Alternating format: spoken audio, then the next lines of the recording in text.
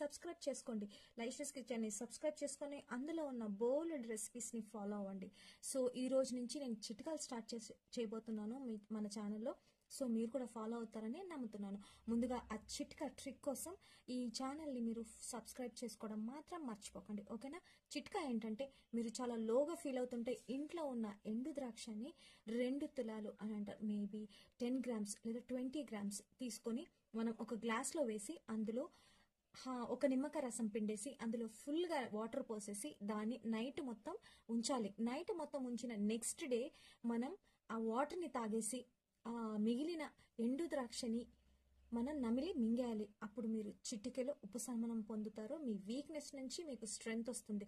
ఒక్కసారి ట్రై చేసి చూస్తే మీకు కూడా తెలుస్తుంది. డాక్టర్స్కి వేలు ఖర్చు పట్టే బదులు ఇంట్లో ఉన్న చిన్న చిన్న చిట్కాలు పాటిస్తే మీకు ఆరోగ్యానికి ఆరోగ్యం, బలానికి బలం. So thank you.